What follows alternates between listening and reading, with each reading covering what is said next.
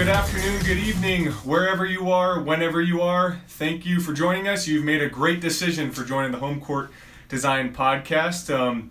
So we're gonna be kind of switching up the format here a little bit compared to what we did in the first episode. So instead of starting out talking about home court design and kind of the cool things that we're doing, instead we're going to do it at the end of the episode and just kind of jump right into all of our NBA topics. So we've got a lot we're going to get into. We're going to be talking about ESPN and some of the articles they've come out with teams with greatest turnaround potential and potential MVP candidates for the upcoming season, as well as we're going to jump into the age-old debate, who's better, Kobe or LeBron James all time. So we'll be jumping into that. But before I do that, I want to introduce a special guest on the Home Court Design Podcast. So he's a 3-year high school vet for basketball. He's been playing ball since he's a little kid.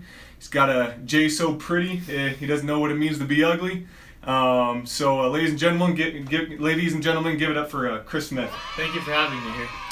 Yeah, thank you for joining us. So we're going to go ahead and jump into our first topic here. So ESPN came out with an article that details kind of the different teams in the upcoming season that have the greatest turnaround potential compared to their previous season in terms of wins and losses. So it's a list that includes about 6 teams. So the teams that are currently on the list, number 1 are the Minnesota Timberwolves, number 2 the 76ers, 3 Denver Nuggets, 4 are the Milwaukee Bucks, number 5 is the Oklahoma City Thunder, and then rounding it out at number 6 are the Los Angeles Lakers. So we're going to kind of go through briefly each team and see which if this is a good list and all the teams are where they should be. So Chris, I'll start with you. The Minnesota Timberwolves, do you think they should be number 1? Is that too high, too low, or just right? I think that's going to be just right. I think with the acquisition of Jimmy Butler and Jeff Teague, they're going to be significantly better defensively than they were before. I think another year under Wiggins' belt is going to make him significantly better than he was last year. Mm-hmm. And I think he's still going to be their go-to guy, even with Jimmy Butler. Mm-hmm. With his youth, he's got a lot of potential, and he's still one of the best second, third year, whatever he is. You talking Karl Anthony Towns or I think Wiggins? Wiggins. I think Wiggins still is going to be the go-to. I think Towns is still going to be one of the best centers in the league. Mm-hmm. Even with his youth, he's still one of the best centers. So here's my thing. I like the Minnesota Timberwolves. I think they're going to be a great team.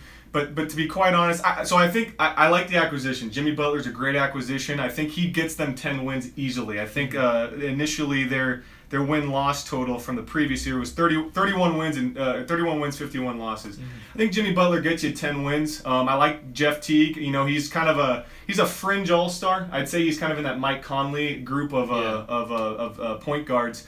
But here's my thing, and I'll be brief about it, but Andrew Wiggins and Karl Anthony Towns, both all-star potential, both are great players, but they haven't really showed me anything yet as far as a consistency standpoint for me to put a lot of stock in them. So while I want to believe that the Minnesota Timberwolves are going to be a better team, it really depends on the growth of those two players, and they need to do it in a night-in, night-out basis. I've seen Karl Anthony Towns be more consistent than Wiggins even at this point in his career. So those two got to show me a lot for me to really put a lot of stock into them. Okay. So that's the Timberwolves. So the next team, the Philadelphia 76ers, too high, too low, or just right at number 2? I think based on the teams that are given here, I think 76ers should be around the second place. They have a huge upside with the amount of rookies that they have, the amount of youth that they have. I think Joel Embiid is one of the best centers. He's got an incredible post game. He's got a pretty sweet mid-range jumper. I think he is going to be their go-to guy, especially down stretch when they need a big bucket. He's definitely going to be able to get that for them. Over Ben Simmons? Definitely over Ben Simmons. Ben Simmons can get the basket, but he doesn't have the jumper to be able to complement his game. I completely agree with that. I like the 76ers. I think they got a good squad. They made a lot of key acquisitions through the draft and even in free agency, signing J.J. Redick. To an exorbitant amount of dollars. I think it's $23 million for a 1-year contract, but definitely veteran presence. I like Joel Embiid. Obviously, health is always an issue. Yeah. So as long as he can be healthy, we've seen the flash of superstardom, I'd even say. Ben Simmons really has a lot to show to me. Him being healthy and playing, I think, helps them. But people compare him to LeBron. But I agree with you. Ben Simmons doesn't have a jump shot, and this is a shooters league. Players with jump shots tend to do better than players that don't have jump shots. And Ben Simmons can create for others, but that really remains to be seen. So I think they do have great turnaround potential. I'd give them an extra 5 to 10 wins. So I'd put them probably around 38 wins this season. Okay. I think they're pretty solid at number 2. I think it's a fair assessment. Yeah. I also think with the draft of Markelle Fultz, I think you could possibly see Ben Simmons starting to fade away into the onto the bench, because Fultz is also a guard in himself, and he did show flashes of being able to take over the team for Ben Simmons, a bench player. He's a number 1 overall pick. I think that he has the possibility to slide back with the draft of Markelle Fultz. Because he's a power forward, so he's going to be a forward, and I mean, if you make him your primary ball handler, Markelle Fultz can be the shooter for the team, but you also have Redick in that role too. Right. So I think there is possibility for Simmons to slide back, but because of Fultz's youth, I think it'll start off with Simmons maintaining being the primary ball handler. Right. Alrighty. Well, let's move on to the next one. So number 3, Denver Nuggets. Chris, too high, too low, or just right? I think that's too high. I think they don't really have a lot to the team. I think Jokic he's a good player, but I think he's not as good as everybody makes him out to be. He's an incredible passer, don't get me wrong, but there's more that the team needs to really be this high on this list. And it's funny because me and Chris didn't talk before about our opinions about these things, but I completely agree with you. Yeah. Nikola Jokic, and I think the Denver Nuggets in general, right? They had a good run last season. They started off slow. They picked it up towards the end of the season and had a good run, similar to the Miami Heat and how they played. But really, I think that the Denver Nuggets aren't as good as people think they are. I like Jamal Murray. I think he's got flashes of Leandro Barbosa in him, but an all-star, that's kind of a stretch for me. I think adding Paul Millsap helps them, Definitely. But I don't see them getting more than 40 wins. In fact, I honestly see them regressing in a competitive Western Conference. Yeah. I'd see them regressing, if not more so than I'd see them playing better. So I think they're too high on this list. I would actually put them at number 6, last on this list. Yeah, especially with how deep the West has gotten over this past free agency. I definitely don't think they're going to be as good as people think they're going to be. Agreed. Number 4, Milwaukee Bucks. Too high, too low, or just right? Again, I think this is a little too high. Not as high as the Nuggets were, but I definitely think they're too high. I think Giannis, he's a good player, but I think he's a little overrated. He doesn't have that great of a jump shot. He's long, definitely. He's a good defender. He's a good shot blocker. But I don't think that he's as good as people make him out to be. I don't think they don't really have all the pieces to be an elite team yet. Agreed. So, to my knowledge, they haven't added any really notable free agents. Yeah. Jabari Parker coming back from that torn ACL is going to help them. Yeah. But Giannis, I'm still not sold on. A lot of people are big on Giannis. I think he's got a great potential. But to be honest about Giannis, he's just not. He doesn't have a jump shot, and again, shooters league, and without a jump shot, if he can display that, I think he's got a lot of different tools. I mean, he led his team in every statistical category this past season. So I think with him developing, that they're going to play better, and especially since the Eastern Conference is so weak, they may get a couple more wins. I think number 4 on this particular list, I think is a little bit too low. I'd almost put them at number 3 ahead of Denver. That's kind of where I had them. Okay. So we're going to go and speed through the last 2. Oklahoma City Thunder had 47 wins. They just added Paul George. So I wanted to ask you, is that too low, too high, just right? I think that it is too low. I think that the only reason they really did anything last year was because of the output of Russell Westbrook. And now that he's going to have help this coming year, I think they're going to be significantly better, because I don't think Westbrook's going to be able to do the same output as he did last year. He'll definitely still get triple doubles, but he's not going to break his own record again. I think that the team is going to be. They're going to get an extra 5-10 wins maybe. They're going to be in the 52 to 55 range of wins. Right. Last year they had 47 wins. Right.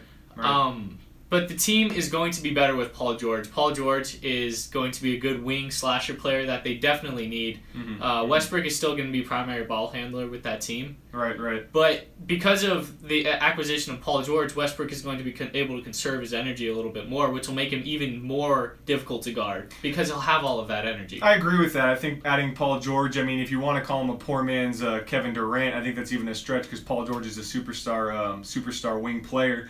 Adding him to the mix with Russell Westbrook definitely puts him back into Western Conference contention. Definitely. I don't think they're better than the Warriors with Paul George, but I definitely see them getting better. I had them at around 52 to 55 wins. So at least an 8-win, at least a 5-win improvement. Definitely. So I have them actually at 4 on this list. Okay. So last on the list is the Los Angeles Lakers, our hometown Lakers. So Chris, hometown Lakers at number 6, too high, too low, or just right? I think that's too low again. I think Lonzo Ball is going to be interesting to watch. He's still got a lot to show, but he showed a lot in Summer League. He definitely had a couple of triple doubles, which is definitely impressive. I think I'd have him more around like the 4 to 5 range on this list, considering the teams on the list. I think Brandon Ingram is going to show a lot of potential on the team. I think he's going to be their main go-to guy, but Lonzo Ball will definitely be the primary ball handler. I think why I like the Lakers to improve at least 10 wins, I have the Lakers winning about 35 to 36 games compared to their 26-game win last year, is Lonzo Ball is going to make other guys better. And I think definitely. You can't say that about any other player in this draft as much as you can about Lonzo. Lonzo's going to bring the best out of Brandon Ingram, or the best out of Julius Randle, who's in a contract year, who's going to be wanting to play the best basketball he can to get a great contract, as well as the other players on the team. So I think he's going to bring the best out of all the guys. And with that, I think is going to help increase the Lakers' just win total in general. And then adding Brook Lopez, even though I'm not crazy about the D'Angelo Russell trade because I think we should have kept him, adding Brook Lopez and Kentavious Caldwell-Pope is really going to help us as well. So I have them at 36. So that's our take on the NBA team turnaround list. So we're going to go ahead and jump into our next topic, and I'll try to make it brief, but. The ESPN also released a list of the top 7 MVP candidates for the next year, and I just want to start off by saying this. We've all been in an environment where where we all have different skill sets, right? And if I have a skill set and you have a skill set, and we do things great, but the same things, and everybody did the same thing, we wouldn't succeed because we need diversity in skills. Like, for example, if you had a team full of shooters. Who's going to pass to all the shooters if everybody shot the ball? Or if you had a team full of passers, who's going to shoot the ball if everybody passes? And you need a diverse skill set. And the reason I say that, and I'm going to segue into the MVP conversation with this, is that the LA Clippers just traded Chris Paul to the Houston Rockets. And by trading Chris Paul away, I think opens up the gate for a dark horse MVP caliber player in Blake Griffin to have an absolutely standout season. So I think Blake Griffin is going to be a top 5 MVP candidate, and we can go over the list here now. But just wanted to note that because Blake Griffin is not on this list, and I'll make my case a little bit further about him. But the list consists of this: Kevin Durant at number 1, LeBron James 2, Kawhi Leonard 3, James Harden 4, Giannis Antetokounmpo 5, number 6 for Russell Westbrook, and number 7 Steph Curry. So Chris, let me ask you a question. Is this list right, or would you reorder it in any way? I think with this coming season, I would definitely reorder it, especially with James Harden and Russell Westbrook. They're not going to be as important to the team as they were before. With James Harden having Chris Paul, it's definitely going to take away a lot from Harden's capabilities. Mm-hmm. I think Paul George is definitely going to take away from some of Russell Westbrook's capabilities. I think Westbrook's still going to have a standout season. I think he'll definitely be in the MVP candidate race, but I don't think he's going to be as high as people think he's going to be. I would also take out Giannis. I think, he's important to his team, but the team's not doing good enough for him to be that high in the MVP race.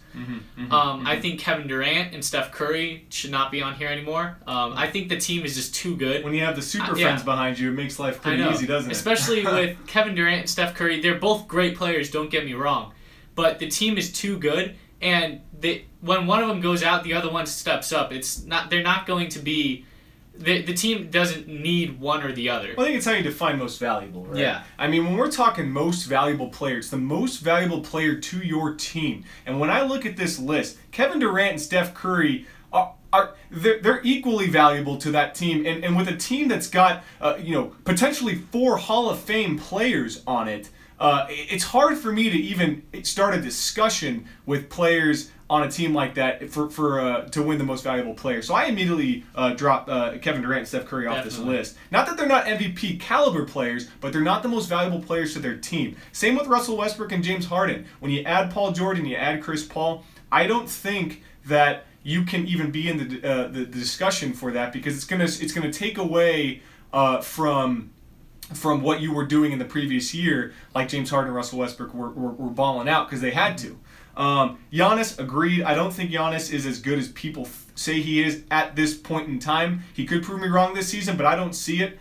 And so really, I restructure this list as such. I say LeBron James is number 1, especially with the whole Kyrie saga going on. I'd say LeBron James number 1. Kawhi Leonard, agreed, number 2. He's definitely going to be in the mix. But I let off the segment by talking about Blake Griffin, and I think a lot of people don't give Griffin enough credit. Is whenever Chris Paul was off the floor, Blake Griffin was playing at an MVP level. Yes, he was. I think like a couple years ago, Chris Paul went out with an injury, and then Blake Griffin stepped up and he averaged 27, 10, and 6. And those are some definitely MVP caliber stats. That's close to what Russell Westbrook was averaging last year when he got his MVP. He was averaging nearly 30 points and then had 10 in each category for a triple-double. And I believe he shot at a more efficient clip. I think it was like 3 to 4% percentage points higher field goal percentage. So I completely agree. I think if the Clippers can secure a number 4 seed in the West, Blake Griffin is going to have serious consideration for the MVP, and that's a topic for another day. But I think the Clippers will be in that mix for the 4th and 5th seed. I think that's true. Yeah. So that's our topic about the MVP conversation at ESPN, the list they just put out. Okay. So if you disagree with anything we had to say, or anything we said made you completely angry, please comment below. I really want to hear what you guys got to say. And our last topic, and we'll finish with this. So Michael Jordan, the GOAT. Well, I can't say the GOAT because I did grow up a Kobe guy, so that's definitely a conversation. But Michael Jordan did come out and say recently, when he was asked who's better, Kobe or LeBron, he said Kobe Bryant's better, and really looked at the championship discrepancy between Kobe and LeBron as a reason why. Kobe's got 5 championships, LeBron's got 3. Yeah. And then Lonzo Ball of the Lakers was recently asked who's better, Kobe or LeBron, and Lonzo Ball answered he's always been a LeBron James guy, which kind of makes sense, based on how Lonzo's game is, an unselfish player. But he said LeBron over Kobe. So really the question becomes is who's better, Kobe Bryant or LeBron James? So Chris, we'll start with you. Okay, so I'm a little biased because I grew up in LA, grew up with Kobe Bryant when he was winning, and I personally think Kobe Bryant is not by far the better player than LeBron. I think Kobe, with the 5 championships, he may not have been averaging the numbers LeBron did when he won his championships. He wasn't averaging triple-doubles. But Kobe Bryant was always the guy that took the last shot, that willed his team to win. So he was the reason the Lakers did as well as they did. Maybe not the first 3 championships, but for sure the last 2 is the reason he won. They won. Right. And I'll say this, and I'll finish with this because we're running out of time, but the reason that I put Kobe Bryant over LeBron James is really quite simple. LeBron James is a better, well-rounded player. And I don't think anybody can dispute that. I agree. But really, when we're talking about all-time great, obviously championships and wins matter because that is what people will look at. How did you get the job done? So that really does play a huge factor. But I think the main thing for me is why I put Kobe Bryant over LeBron James is that Kobe had an insatiable desire to win basketball games, and almost to the point where people didn't want to be around Kobe when he lost. And I'm not saying LeBron doesn't want to win, but I'm just saying you could visibly see it with LeBron James that Kobe Bryant. He despised losing to the point, and I think that Mamba mentality that people talk about, that's the reason why Kobe's got more championships than LeBron James. There's obviously other factors. But I think that's a huge component in why I put Kobe over LeBron. I agree. And I would go as far to say Kobe over MJ, but that's for another day. Yeah. We'll make that a discussion for another day because I think it's Kobe Bryant all day. But that's just me. So I hope that makes you angry. Comment below if you disagree with that. So that does it for us. Chris, thanks for joining. Yeah, We'll hope to bring you back here. I know you're going to school in Irvine, but we'll see if we can bring you back for another episode. So that does it for us for our NBA talk. I just want to give you guys a quick update on home court design and what we're doing. Started our design process about a week ago, and so we've just been kind of doing research and sketching out concepts for the new product. And real exciting stuff that's going on right now with home court design. I'll definitely be sharing more and more details with you guys. But it's been a lot of fun cracking open my old engineering books and just researching the different things that I'm going to need to do to make this product affordable and make it low cost and make it just highly functional and beneficial, so athletes will be able to perform at a higher level, which is really what we're doing with this product. So I'll continue to release more details as the weeks come. So thank you guys for joining us. Thank you, Chris. Yeah, no problem. It was a lot of fun. And we'll see you guys later. Take care. Signing out.